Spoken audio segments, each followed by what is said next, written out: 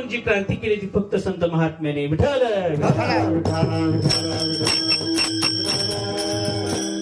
श्रीमंत श्री महाराज म्हणतात मी भक्ती केली, नामचिंतन केलं, आराधना केली आणि त्या नामचिंतनाच्या जोरावर मला भक्तीचं फल प्राप्त झालं.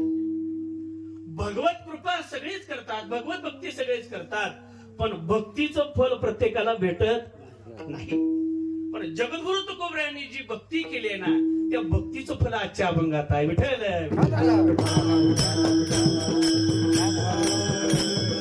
भक्तीचं फल सांगण्याचं अगोदर सांगाय का, समाजामध्ये या मृत्यू लोकांमध्ये 3 प्रकारचे वर्ग लोक आहेत. 3 प्रकारचे लोक आहेत. प्रकाराचे 3 तुका म्हणे केले सत्व रज तम असणारे मनुष्य आहेत. 3 लोक आहेत. पहिला वर्ग आहे सदैव त्याला कोणीतरी खाणार आहे, त्या वर्गाला कोणीतरी सदैव त्याला खातात. दुसरा वर्ग आहे सदैव दुसऱ्याचं खातो, दुसरा वर्ग. आणि तिसरा वर्ग आहे जो दुसऱ्याला खातो त्याला सुद्धा खाणारा एक वर्ग आहे. विठ्ठल का, पहिला वर्ग आहे भक्ष्य, दुसरा वर्ग आहे भक्षक आणि तिसरा वर्ग आहे भक्षस्य भक्षणम. हे लक्षात घ्या. आपल्याला आजच्या अभंगामध्ये जे वर्णन आले ना, भक्षस्य भक्षणम आलंय. विठ्ठल पहिला वर्ग आहे भक्ष. भक्ष म्हणजे कोणीही यावं त्याच्यावर ताव काढावा, कोणीही यावं त्यालाच खावं, कोणीही यावं त्याला चावावं. कोणा असा ऋणी रोगिता सकृतो निचपुत्रो गत छत्राहा पंचेते परभक्षा मृत्यू लोकी विजानियात. विठ्ठल महाराज म्हणतात 5 प्रकारचे लोक समाज त्याचा भक्ष ठरतात. भक्ष पहिला वर्ग आहे ऋणी. ऋणी या शब्दाचा अर्थ आहे कर्ज बाजारी. 2 माणसं असतात, एक ऋणको आणि दुसरा पाठ आहे तुम्हाला. ऋणी, ऋणको आणि धनको. मग मनुष्याने ऋणको व्हावं का धनको व्हावं? 2 काय व्हावं? पण समाजामध्ये ऋणको आहेत. जुनी माणसं म्हणतात एक खायची तिथं अर्धी खावी किंवा खाऊच नाही पण गपचूप झोपावं. ऋणी होऊ नये. ऋणी हा कोणाचं शोषण आहे? सावकारी वर्गाचा शोषण आहे. सावकारी वर्ग त्याचे शोषण करतात. पण माणसं फार विचित्र आहेत. 2 गोष्टी करताना माणसं केव्हाच लाजत नाहीत, केव्हाच भीत नाहीत. पहिली गोष्ट पाप आणि दुसरं म्हणजे कर्ज. विठ्ठल बोलता बोलता पाप करतात आणि हसता हसता कर्ज काढतात. खरं आहे. आता आम्ही यात्रेला जाण्याचा प्रसंग येतो. त्या वृंदावन त्या मथुरेच्या अलीकडे शिवाजी महाराजांनी जीर्णोद्धार केलेलं एक मंदिर आहे, ग्वालियरच्या संस्थांचं एक मंदिर आहे. मग त्या ठिकाणी पूजेला ही गेल्यावर आम्हाला स्वामीजी आओ आओ आओ आओ स्वामीजी असं करतात आम्हाला. स्वामीजी पंडाल आओ इधर. मग ते बोलता बोलता स्वामीजी आपके महाराज जी ने इसका जीर्णोद्धार किया है, ऐसा हेमाडपती मंदिर है. असं बोल बोल बोल आम्हाला सांगू लागला, माहिती सांगू लागला, बोलू लागला आणि बोलता बोलता खिशातून बिडी कालीन समईला पेटवली. मी पुण्य का पाप आहे? बोलता बोलता मनुष्य पाप करतात आणि हसता हसता कर्ज काढतात. पण कर्ज काढणं एखाद्या विषाप्रमाणे आहे. विठ्ठल माणसं म्हणतात, सुभाषितकार म्हणतात विष परवडलं पण कर्ज नाही. याचं कारण आहे विष घेतलेला मनुष्य घेतो आणि मरतो एकदाच, पण कर्ज घेतलेला मनुष्य एकटा मरत नाही, संपूर्ण कुटुंबाला घेऊन मरतो. आणि विषयाचं कर्जाचं जे असतं ना कडू लागते, कडू. जुनी माणसं म्हणायची. म्हणून वडीलधारी माणसं असावी बरं का. अहो आमचं जेवढं वय नसते तेवढा त्यांचा अनुभव असतोय. विठ्ठल ते कडू लागतंय, कडू. कर्जाचं खाऊ नये माणसानं. एक जण महाभागवतला ओ महाराज कसं कडू लागतंय म्हणलं. अहो सोपं आहे, कर्ज घ्यायचं आणि कर्ज बुडवायचं. कशाला ते लागतंय? मी म्हणलं तू खरंच बडवे नसून बुडवे असावा. विठ्ठल सांगू का, महाराज म्हणतात कर्ज घेतलं खरंय पण कर्ज आतापर्यंत कोणाला चुकत नाही.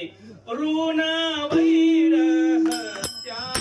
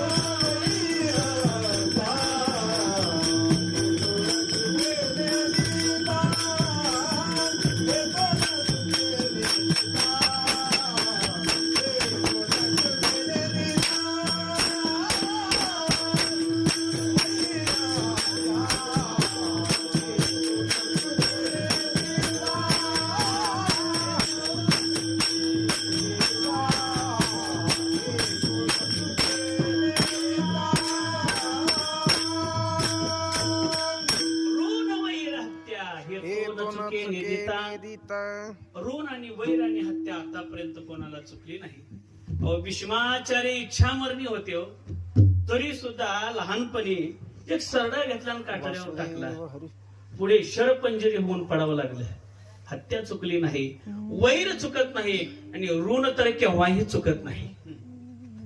वंजारी समाजामध्ये एक साधू आहेत, भगवान बाबा म्हणून साधू आहेत. विरक्त महात्मा निळामणी विरक्त देही, आठवची नाही विश्वाचा. वंजारी समाज फान दातृत्वाला श्रेष्ठ आहे. ऊसतोडी करतात, पण सप्त्याला 25,000, 50,000, 30,000 एवढी देणगी आहे. त्यांचा हातच धरायचा नाही देणगीच्या बाबतीत, फक्त पाय धरायचे. काय एवढी देणगी सोपं नाही हो. म्हणजे वंजारी समाजाचे साधू त्यांना समाज बोलवायचे, जिथे लग्न असेल वधू पक्षाकडील बोलवायचे, वर पक्षाकडील बोलवायचे, या साधूने आशीर्वाद द्यावा म्हणून बोलवायचे. पण प्रकार असा, ज्या ज्या ठिकाणी बोलवायचे वर पक्षाकडील वधू पक्षाकडील, बोलवल्याबरोबर वर पक्षाकडील 1 तोळा आणि वधू पक्षाकडील 1 तोळा. किती तोळा झालं? 2 तोळा. असे भगवान बाबा दिवसातून 25-25 लग्नाला भेटी द्यायचे. किती तोळा झालं? 50 तोळं झालं. मग लग्नाच्या सीझन मध्ये जेवढे येईल तेवढे बाबा घ्यायचे आणि एखाद्या कणगीमध्ये बळदात खिंडार जे असते ना त्यात टाकायचे. हा त्यांचं एवढं घ्यायचे. पण माणसाचा स्वभाव असा आहे, न खाणाऱ्या देवाला निवद धावतात. तसं भगवान बाबाला विरक्त महात्मा आहे, काय गरज आहे, पण सगळेजण त्यांना द्यायचे, ते टाकायचे.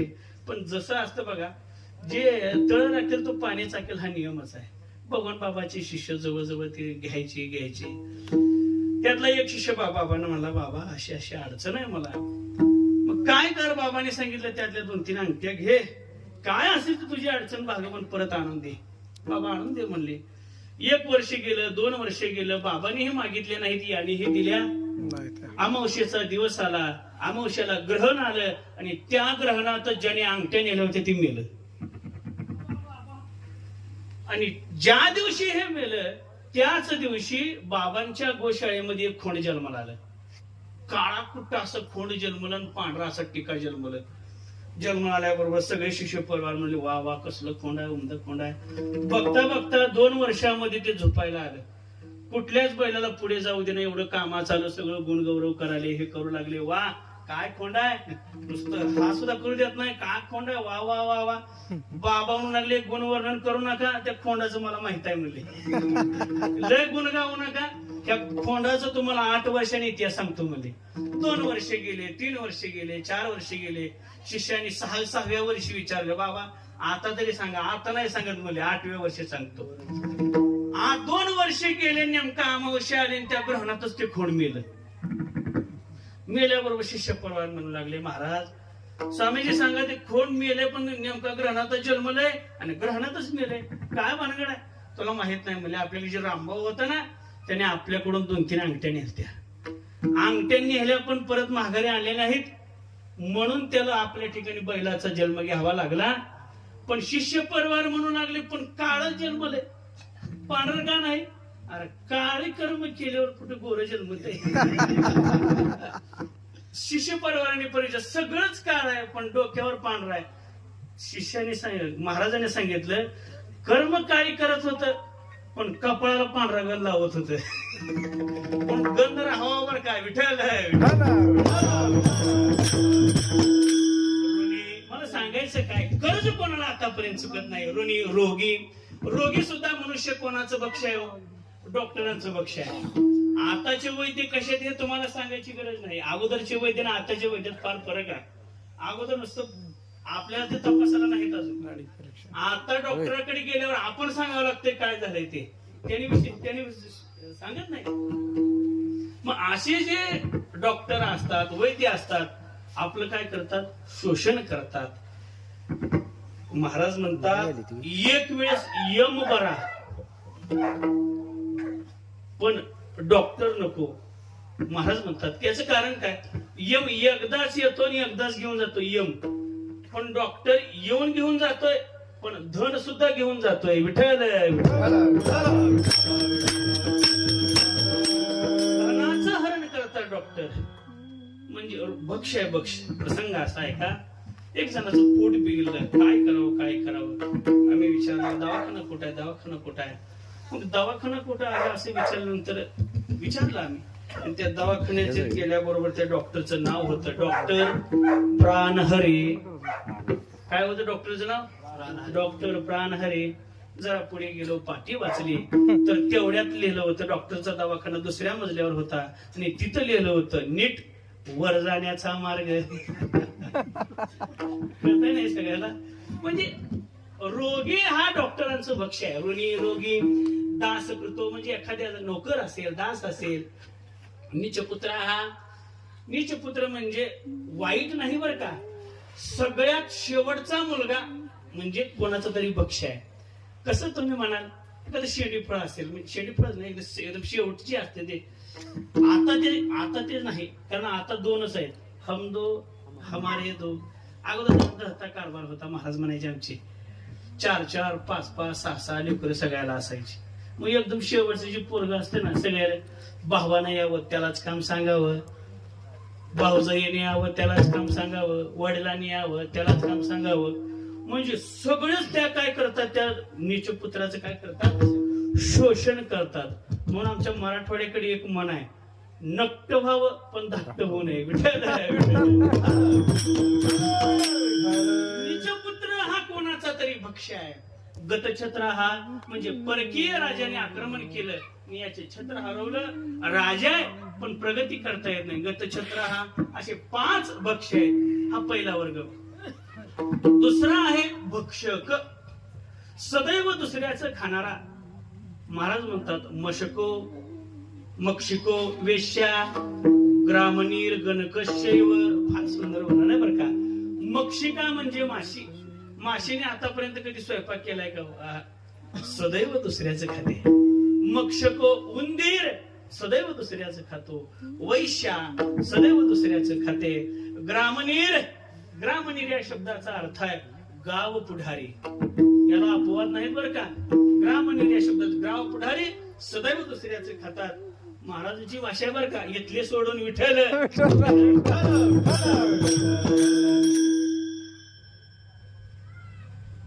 बरोबर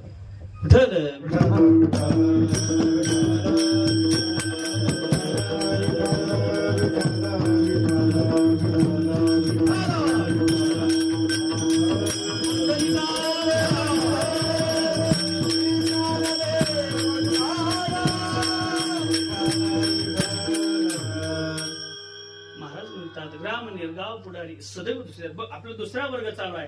पहिला भक्ष झाला, दुसरा भक्षक आहे. त्याच्यामध्ये मक्षिका, मशको, वेश्या, आणि आताचा ग्रामनीय आहे. बघा तुम्ही, सदैव दुसऱ्याचं खातात.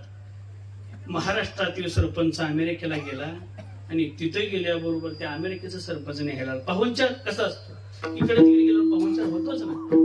तिथे गेल्याबरोबर त्या भारताच्या सरपंचाला वाटलं, अरे अमेरिकेचा साधा सरपंच आहे, पण एवढ्या कशा काय गाड्या तुझ्या जवळ, एवढा बंगला कसा काय मोठा, काय तुझं काय कारण आहे? त्याने मला चल, मला जाऊतो तुला. एका नदीजवळ नेलं. हे पूल दिसतोय काय म्हणला, ह्या पुलातला मी अर्धा% खाल्लाय म्हणून एवढं झाले. आदरातिथ्य प्रत्येकाला एकमेकाला होत असतं. आपल्या महाराष्ट्राच्या सरपंचाने त्याला सांगितलं, तुम्हीही केव्हा तरी आपल्या इकडे या, आदरातिथ्य स्वीकार करा. काही काळ गेला आणि एखाद्या उत्सवानिमित्त आले, यात्रेनिमित्त आले, आणि आल्याबरोबर इथे ट्रॅक्टर काय, गाड्या काय, थार काय, अनेक बंगला काय, नोकर चाकर काय, याने पाहिलं तू साधा महाराष्ट्राचा सरपंच आहे, तरी एवढं तुला कसं काय प्राप्त झालं, चल मला नदीजवळ. त्याला वाटलं माझ्यासारखं ह्यानं 10% खाल्लं काही, म्हणून त्या अमेरिकेच्या सरपंचाला नेलं. मला हे दिसते का मला नदी, आणि हे दिसते का मला पूल. त्या अमेरिकेला सरपंच म्हणला नदी दिसत नाही म्हणला, पण पूल दिसत नाही म्हणला. काय प्रकार आहे, तू नदीतला 10% तर खाल्लाय म्हणला, मी अख्खा पूलच खाल्लाय.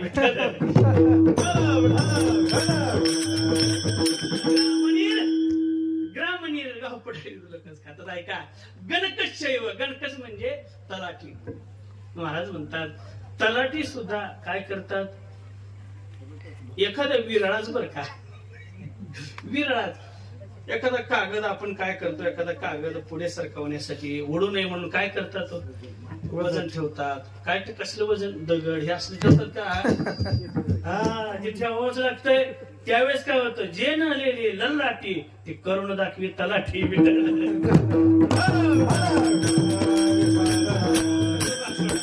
बक्षीस दुसऱ्याचं खातात. मला दुसरा एक वर्ग अण्णांनी सांगितलेला एक समन्वय आहे, मी तुम्हाला सांगतो. अण्णा म्हणायचे कीर्तनकार सुद्धा सदैव दुसऱ्याच खाते. तो समन्वय पुढे साधतो आहे का. भक्षक हा जरा इतर खातात. आणि तिसरा वर्ग आहे भक्षस्य भक्षणम कडी, ते आपल्यावर येते म्हणून सांगा नाही विठ्ठल.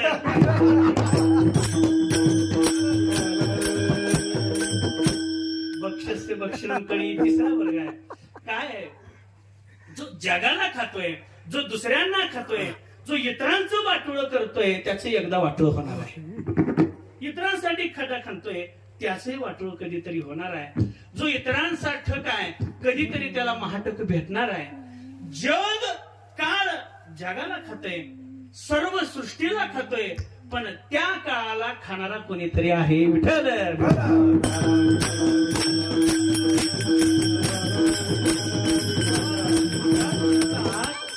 जगा काळ खाय आम्ही माथा दिला पाय. संपूर्ण काळ या जगाला खातोय.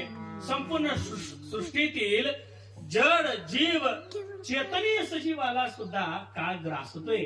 घडी घडी काळ वाट याची पाहे, अजून किती आहे अवकाश. किंवा नामदेवराय म्हणतात आयुष्य जात आहे काळ जपत से महा, स्वहिताचा घोर वहा ध्यानी राहा. काळ आयुष्य मोजावया बैसला मापारी. काळ आपल्याला खातोय, घडी घडी मोजतोय. नव्हे नव्हे हा काळावरती आतापर्यंत सत्ता कोणाची नाही हो, सदैव दुसऱ्याला खातात. ठकास कोणीतरी महाटक भेटणार आहे. एकदा प्रसंग आहे, अटल बिहारी वाजपेयींना एक महिला पत्रकार प्रश्न विचारते. आणि प्रश्न विचारत असताना ती त्यांना म्हणते, अटलजी तुम्ही माझ्याशी लग्न करचाल का. सगळ्यांना माहित आहे अटल बिहारी कसे आहेत, ब्रह्मचारी आहेत. तिने प्रश्न केला, अटलजी मी तुमच्याशी लग्न करायला तयार आहे, पण त्यामध्ये मोहदिकाई तोंड दाखवायचं असतं ना, त्याच्यामध्ये तुम्ही आम्हाला काश्मीर द्या. असं पाकिस्तानची महिला बोलते. आम्ही पाकिस्तान द्या असं म्हटल्याबरोबर अटलजी म्हणतात काही हरकत नाही, मी लग्न करायला तयार आहे, पण हुंड्यामध्ये पूर्ण पाकिस्तान दे. ठक आहे तर अटलजी महाटक होते. एकदा प्रसंग आहे, दोघांचा संवाद आहे. एक जण म्हणतात मी बिहारी आहे, बिहारी नादी लागू नको.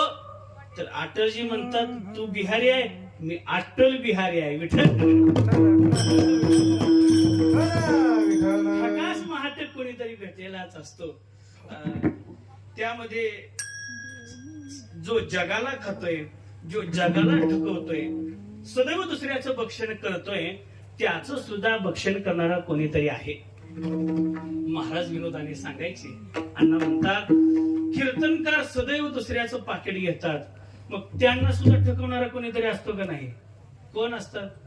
एका कीर्तनकाराला 50,000 रुपये दक्षिणा ठरली. आमच्या गल्ल्याला प्रसंग आहे, येरमाळाजवळ चारा म्हणून गाव आहे. आम्ही त्या ठिकाणी होतो कार्यक्रमाला. ऐका 50,000 दक्षिणा ठरली. पंचायतीला माहित आहे या दोघांना. 50 त्या कीर्तनकाराचं नाव सांगत नाही मी कारण ती परत आम्हाला ठरलो बाबा 50,000 आम्ही. आणि कीर्तनासाठी आम्ही आमच्या रूम मध्ये जायचो बसायला. 50,000 दक्षिणा ठरली. त्या चारापासून जवळजवळ येरमाळा जवळजवळ 25 ते 30 किलोमीटर अंतर होतं. रस्ता खराब. कीर्तन 50,000 ठरले, पण जया शिरे कारभार सार बुद्धी तयाची. कारभारी मंडळीने काय केलं, महाराजांना दक्षिणा देत असताना 20च्या 10च्या 50च्या नोटा दिल्या. महाराजांनी मोजस्तोवर 25-30 किलोमीटर अंतर गेलेलं कळालंच नाही. आणि मोजल्यानंतर कळालं की ठरले 50 आणि हातात आले 25. काय करावं. ड्रायव्हर सांगितलं गोळ मला गाडी मागायला. गाडी कीर्तन 11ला संपलं. जेवण करतो 12:30 वाजल्या. 25 किलोमीटर असतो 1:30 वाजल्या. आणि महागारी परत महाराजी असतो किती वाजल्या 2 वाजल्या. एवढ्यामध्ये मग एखादाच कारभारी तिथं राहणार, विनेकरी राहणार. मंडपामध्ये कोण राहते हो? ज्या अगोदर चहा झाला की संपला. काय करावं? कीर्तनकार महाराज आले आणि आल्याबरोबर एक कारभार दिसल्याबरोबर त्या कारभारला विचारलं, असं असतं का गाव? शान ठेवता का नाही, मान ठेवता नाही, ठरले बोलले केले तू कळतं का नाही तुम्हाला? एवढं लांबून बोलवायचं, कुठून आलो मी, गाडी घेऊन आलो, हे करून एवढं सगळं बोलणार. कारभारी मला काय झालंय, काय झालं तरी सांगा. ती मला 50 ठरलेत आणि 25 दिलेत. ती कारभारी वैतागलं मला. खरंच गावाला कळत नाही म्हणला. महाराजाची कशी वाट लावायची असती कळत नाही का? काय वाट लावायचं कसं कळतं का नाही म्हणला. कशी महाराजाचं वाट लावा कळत नाही म्हणला. महाराज किती दिल्या दक्षिणा? ती मला 25,000 आणा मला इकडे. मी येतो जाऊन. ती 25 घेतो आणि बाकीच्या ह्याच्यात घालून आणून देतो मला. 25 घेतलं आणि कारभारी दक्षिणा आणायला गेला. 2 वाजलेल्या. कारभारी 2:30 वाजल्या तरी तिकडच. महाराज त्या विनेकरी पाहायला विचारतात, कुठं आहे त्या कारभाऱ्याचं घर? विनेकरी म्हणला, इथं मधल्यात गली जास्त आहे, द्या लय गली आहे इथं. खालची आळी वरची आळी तुम्हाला वेळ लागत नाही म्हणला. मीच कारभाऱ्याला बोलून आणतो की हा मला पहारा जरा. महाराजाच्या गळ्याची पहारा दिला तरी अजून विनेकरी आला नाही. विठ्ठल हे लक्षात येते ना तुम्हाला? कोणीतरी ठगवणार आहे. तसं काळ हा समाजाला खाणार आहे, पण त्याला सुद्धा खाणारा कोणीतरी आहे का? काळ म्हणजे मरण. या मरण प्रत्येकाला आहे. हे काळा नळाच्या तोंडी घातली लोणियाची उंडी, माशी पाग पाकडी तव हे सरे. क्षण भंगूर नाही भरवसा, वारे सावध तोडा मायाशा. काही नचरे मगळा पडेल पासा. पुढे हुशार आहे थोडं सगा. इथे कोणाच काही चालत नाही. सोडवी नाराजा